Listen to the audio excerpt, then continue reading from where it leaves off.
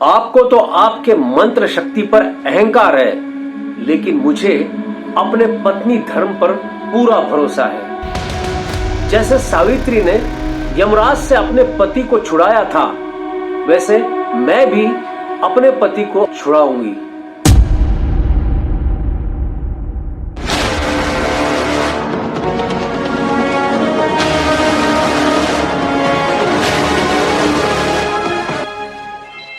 Hello friends, D&R narrators YouTube channel में आप सभी का स्वागत है। पिछले भाग में आपने देखा कि चंपक भाई को उनकी बहुएं और बेटे किस तरह से तकलीफ देते हैं और चंपक भाई की मरी हुई पत्नी चुड़ैल का रूप धारण करके, कभी बिल्ली का रूप धारण करके उनको किस तरह से सजाएं देती है। अब इससे आगे अंबा की माँ ने जैसे इन लोगों को कहा था, उसी तरह उस काली भूतिया बिल्ली के डर से ये लोग सारी रात पूजा घर में काटते हैं। सभी लोग बहुत ज्यादा डरे हुए हैं। कोई भगवान का नाम ले रहा है तो कोई हनुमान चालीसा पढ़ रहा है। बिल्ली की रोने की आवाज अब तक चल ही रही है। कुछ ही देर में बिल्ली के रोने की आवाज बंद हो जाती है। इनका डर भी थोड़ा कम हो जाता है और ये लोग राहत की सांस लेते हैं। राहत पाते ही सभी लोग आपस में चर्चा करने लगते हैं और घटनाओं की एक एक कड़ी को मिलाने की कोशिश करते हैं। अंत में ये पाया जाता है कि जब जब चंपक भाई को हम लोगों ने तकलीफ देने की कोशिश की, तब तब उस आत्मा ने आकर हम पर अटैक किए। इसका मतलब हो ना हो, वो आत्मा चंपक भाई की मरी हुई पत्नी दयाबेन की है, क्योंकि दयाबेन अपने पति से बहुत प्यार करती थी। ये बात सभी जानते हैं। इसी बीच अपनी आदत के मुताबिक चकोरी एक सलाह देती है कि क्यों ना चंपक भाई को यहाँ से कहीं दूर किसी वृद्धाश्रम में दाखिल किया जाए, ताकि ये चुड़ैल भी वहां उनके साथ चली जाए। सब उसकी बात से एग्री करते हैं। इस निर्णय से सभी लोगों में खुशी की लहर दौड़ पड़ती है। तभी अचानक घर के सारे बर्तन और कुछ चीजें गिरने की, तोड़फोड़ करने की आवाज आने लगती है। सभी लोग चौंक जाते हैं। इसी दरमियान चंपक भाई अपने रूम में लेटे हुए हैं और उनको बहुत जोर से प्यास लगी है। उठकर जाके देखते हैं तो पानी का जार खाली दिखाई देता है। वो अपने दोनों बेटों और बहुओं को आवाज लगाते हैं। चंपक भाई की आवाज सुनने के बावजूद भी कोई भी उनको पानी देने नहीं जाता। कैसी विडंबना है। दोनों बेटे अपनी बीवियों को सीने से लगाए बैठे हैं, लेकिन अपने बाप को एक गिलास पानी तक नहीं दे रहे हैं। कुछ देर इंतजार करने के बाद भी जब कोई पानी लेकर नहीं आता, तो चंपक भाई खुद ही पानी लेने जाने का फैसला करते हैं। जैसे ही चंपक भाई खाली जार को उठाने जाते हैं तो चौंक जाते हैं। देखते हैं तो जार पानी से भरा पड़ा है।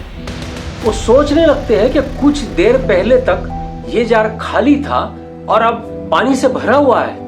वो हैरान होकर टिमटिमाती रोशनी में चारों तरफ नजर घुमाकर देखते हैं, लेकिन वहां उन्हें कोई नजर नहीं आता। वो सोच में पड़ जाते हैं, पानी पी लेते हैं और जार रखकर लेट जाते हैं।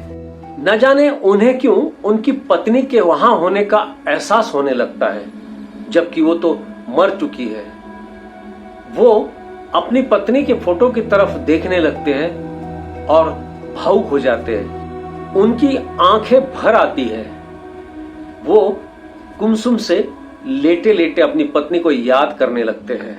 भोर होते ही सभी लोग पूजा घर से बाहर निकलकर अपने दैनिक कार्यों में लग जाते हैं। बहुएं प्लान के मुताबिक चंपक भाई के लिए बढ़िया बढ़िया गुजराती नाश्ता बनाती है। बेटे नाश्ते की प्लेट्स लेकर चंपक भाई के कमरे में जाते हैं और चंपक भाई को खिलाने लगते हैं। चंपक भाई सोच में पड़ जाते हैं कि पहले कभी इतना प्यार नहीं बरसाया बेटों ने, आज अचानक इतना प्यार कैसे बरसा रहे हैं। फिर भी वो सोचते हैं कि जाने दो, इसी बहाने मुझे थोड़ा सा बच्चों का प्यार तो मिल रहा है। बच्चे चंपक भाई को चारों धाम की यात्रा कराने की बात करते हैं। बेटों की चिकनी चुपड़ी बातों से चंपक भाई को शक होता है, मगर बहुत दिनों के बाद बेटों का प्यार पाकर वो खुद उनके जाल में फंसने के लिए तैयार हो जाते हैं। बहुएं भी खुश हो जाती है। अंबा और चकोरी के लिए तो जैसे दिवाली है। चंपक भाई अपने दोनों बेटों के साथ हरिद्वार की सड़कों से टैक्सी में जा रहे हैं। मन ही मन बहुत खुश है। चारों तरफ हरिद्वार का नजारा देखकर उन्हें बहुत खुशी होती है। लेकिन उनके दोनों बेटे नीलेश और जिग्नेश बहुत तनाव में हैं, क्योंकि उन्होंने चंपक भाई को झूठ बोलकर यहाँ लाया है कि चारों धाम की यात्रा करवानी है। असल में चंपक भाई को वृद्धाश्रम में दाखिल कराना है, लेकिन ये बात कैसे कहे ये उनकी समझ में नहीं आ रहा है, इसलिए वो तनाव में है। इधर तांत्रिक बाबा अपने घर से निकलते हैं तो उनको किसी औरत के रोने की आवाज आती है। वो इधर उधर देखते हैं, उन्हें कोई नजर नहीं आता। तब जाकर वो ध्यान लगाकर बैठ जाते हैं तो उन्हें दयाबेन के होने का एहसास होता है। तांत्रिक बाबा गुस्से में आकर दयाबेन से कहते हैं कि तुम्हारी हिम्मत कैसे हुई मुझ तक पहुंचने की? तुम्हें मालूम है कि मैंने बड़े बड़े भूतों को भगाया है, तुम तो मामूली सी चुड़ैल हो। दयाबेन कहती है, मैं तो आपके पास एक फरियाद लेकर आई थी, लेकिन आपने अपने मंत्रों की शक्ति का अहंकार मुझे दिखा दिया। आपको तो आपके मंत्र शक्ति पर अहंकार है, लेकिन मुझे अपने पत्नी धर्म पर पूरा भरोसा है। जिस तरह सावित्री ने यमराज के चंगुल से अपने पति को छुड़ाया था, उसी तरह मैं अपने बेटों और बहुओं के चंगुल से अपने पति को छुड़ाऊंगी। दयाबेन की बात सुनकर तांत्रिक अवाक रह जाता है। इधर नीलेश और जिग्नेश चंपक भाई को वृद्धाश्रम में भर्ती करा के बहुत खुश है। अपनी अपनी बीवी को फोन पर बताते हैं कि हमने वृद्धाश्रम में चंपक भाई को भर्ती करा दिया है और आज हम वापसी के लिए निकल रहे हैं। नीलेश और जिग्नेश की बातें सुनकर अंबा और चकोरी दोनों भी बहुएं बहुत खुश हो जाती है।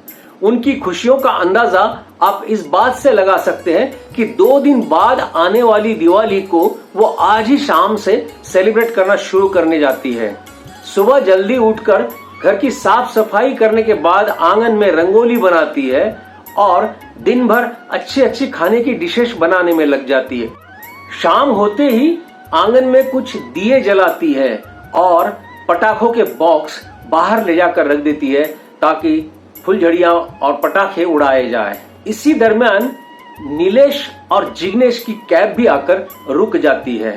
खुशी के मारे चकोरी का तो ये हाल है कि वो सब मिलकर साथ में फुलझड़ियां उड़ाने वाले हैं, इसका भी इंतजार नहीं करती। उसका मन बार बार अभी से फुलझड़ी उड़ाने का करता है। जब उससे रहा ही नहीं जाता तो वो जाकर एक खाली बोतल ले लेती है और उस बोतल में फुलझड़ी को रखकर जला देती है। जैसे जैसे फुलझड़ी जलने लगती है, बोतल अपने आप घर के दरवाजे की तरफ टेढ़ी होने लगती है, मानो कोई उसको ऐसे घुमा रहा हो। चकोरी बोतल को सीधा करने की कोशिश करती है, तभी फुलझड़ी पूरी तरह से जलकर उड़ जाती है और दरवाजे के पास रखे हुए पटाखों के बॉक्स के अंदर गिर जाती है। धड़ाधड़ सारे पटाखे फूटने लगते हैं, जिधर उधर फुलझड़ियां उड़ने लगती है। वहीं बगल में खड़ी अंबा 1-2 फुलझड़ी उसके भी पीछे पड़ जाती है और दोनों के भी कपड़े जलने लगते हैं। जोर जोर से चिल्लाने लगती है, दौड़कर मेन गेट खोलने जाती है, लेकिन उनसे नहीं खुलता है। इधर नीलेश और जिग्नेश उनकी चीख सुनकर आते हैं और वो भी मेन गेट को खोलने की कोशिश करते हैं, लेकिन वो गेट उनसे भी नहीं खुलता है। अंत में आग उनके सारे कपड़ों को पकड़ लेती है। वो लौटने लगती है आग बुझाने के लिए। तभी जिग्नेश और नीलेश बाउंड्री फांदकर अंदर कूद के घर के अंदर प्रवेश करते हैं और घर में जाकर तुरंत पानी से भरी बाल्टियां लेकर आ जाते हैं। जैसे ही वो लोग बाल्टियों का पानी उन पर डालने के लिए जाते हैं तो देखते हैं आग बुझ चुकी है। दोनों भाई अपनी अपनी बीवियों को उठाकर फौरन घर के अंदर ले जाते हैं और मरहम लेकर लगाने के लिए जाते हैं तो देखते हैं कि उनके शरीर पर एक भी आग का दाग भी नहीं है और एक फफोला भी नहीं है। सिर्फ और सिर्फ उनके कपड़े जले हुए होते हैं। उनकी समझ में आता है कि ये खेल उसी आत्मा ने किया है कि जो हमको डराना चाहती है। किसी और बड़ी अनहोनी के डर से सब डरने लगते हैं। अम्बा अपनी माँ मीठी बहन को कॉल करती है और तांत्रिक से बात करने के लिए कहती है। मीठी बहन तांत्रिक को फोन करती है तो तांत्रिक उसी को डांटता है और कहता है कि जो हो रहा है वो बिल्कुल सही हो रहा है, ये उनके बुरे कर्मों की सजा है। इस मामले में मैं तुम्हारी कोई मदद नहीं कर सकता।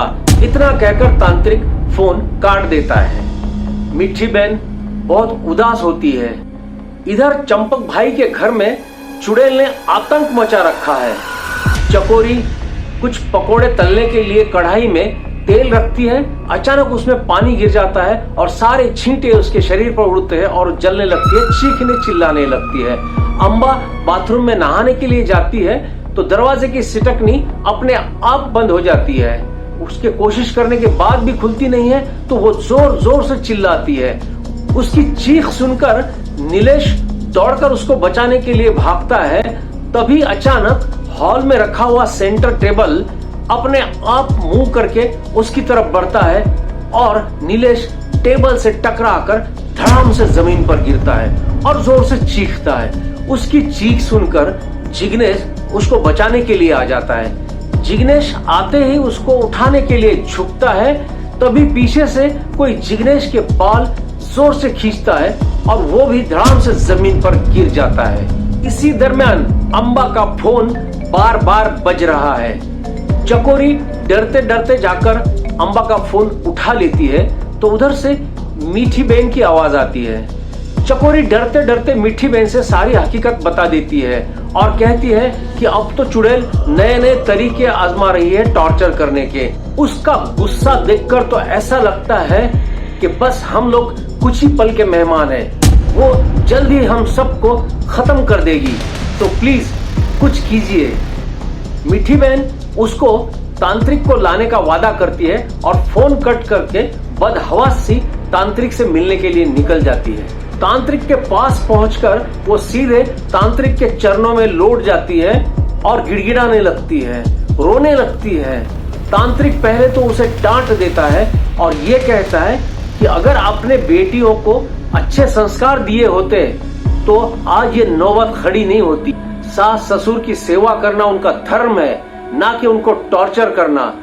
मीठी बहन की रोती बिलखती हालत देखकर बाबा को तरस आता है और वो फाइनली मीठी बहन के साथ चंपक भाई के घर जाने के लिए निकल पड़ते हैं। जैसे ही वो चंपक भाई के घर में एंट्री करते हैं, चुड़ैल उन पर बड़े बड़े बर्तन फेंकने लगती है और डराने लगती है, अजीब अजीब सी आवाजें निकालने लगती है।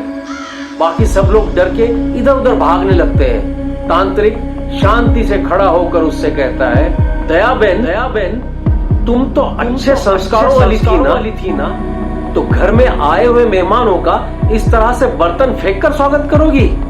मैं चाहूं तो तुम्हें मेरी मांत्रिक शक्ति से अभी के अभी भस्म कर सकता हूं, लेकिन मैं ऐसा नहीं करूंगा क्योंकि मैं जानता हूं कि तुम बेकसूर हो। तुम जो लड़ाई लड़ रही हो अपने पति के लिए लड़ रही हो। पति पर जो अत्याचार हुए उसके बदले में तुम यह सब काम कर रही हो, लेकिन हर चीज का सॉल्यूशन बदला नहीं होता। मैं तुम्हें अपनी मर्जी से नहीं निकालूंगा, बल्कि तुम्हारी इच्छा के अनुसार तुम्हें यहां से विदा करूंगा। तांत्रिक की बातें सुनकर दया बहन की आत्मा का उड़ना बंद हो जाता है और वो शांति से तांत्रिक की बातें सुनती है। तांत्रिक कहता है, दया बहन आप पत्नी धर्म के मोह में वंश धर्म को भूल गई है। माना कि आपके बेटों से और बहुओं से बहुत सारी गलतियां हुई है, लेकिन क्या उन्हें सुधरने का एक मौका नहीं दिया जा सकता? बच्चों को माफ करना माता पिता का कर्तव्य होता है। इस तरह से उनको टॉर्चर करके और ज्यादा परेशान करके आपको क्या मिलेगा? मैं जानता हूं कि इनको सजा जरूर मिलेगी, क्योंकि सजा देने वाला वो ऊपर बैठा है, ईश्वर।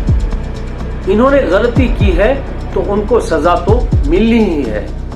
तांत्रिक परिवार के लोगों से भी कहता है कि अगर तुम अपना भला चाहते हो और खुशहाल जिंदगी जीना चाहते हो तो अभी के अभी जाकर वृद्धाश्रम से अपने पिता को घर ले आओ और उनकी खूब सेवा करो, वरना आने वाले कल में इससे भी ज्यादा कष्ट भोगना पड़ सकता है। तांत्रिक की बातें सुनकर सभी परिवार वाले शॉक्ड रह जाते हैं और तुरंत वहां से वृद्धाश्रम जाने की तैयारी करते हैं। जाते समय सभी लोग अपनी अपनी गलतियों को याद करके क्षमा मांगने लगते हैं, ईश्वर से प्रार्थना करते हैं कि अब दोबारा हमसे ऐसी गलती ना हो।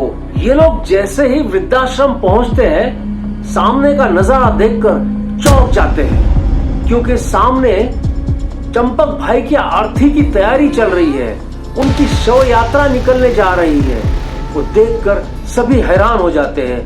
तभी वृद्धाश्रम का मैनेजर दौड़कर नीलेश और जिग्नेश के पास आता है और उनको पहचान कर उनको खूब लताड़ता है।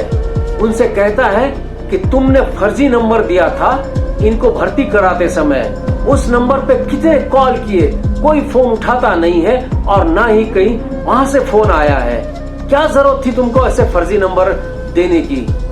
वो दोनों भी क्षमा मांगते हैं और रोते बिलखते जाकर अपने पिता के अंतिम दर्शन करना चाहते हैं।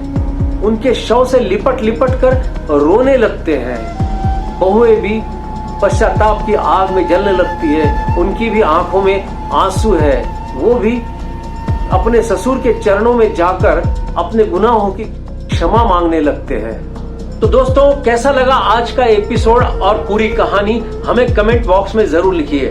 और प्लीज आप सबसे रिक्वेस्ट है कि नए लोग सब्सक्राइब करें और जो लोग रेगुलर देखते हैं वो लोग कमेंट बॉक्स में अपनी अपनी राय, अपने अपने सुझाव हमें देते रहें। हमें खुशी होगी और इसी तरह से नई नई कहानियां सुनाकर हम आपका मनोरंजन करते रहेंगे। तो चलिए मिलते हैं अगले किसी कहानी में। तब तक अपना ध्यान रखिए और लाइफ को फुल एंजॉय कीजिए।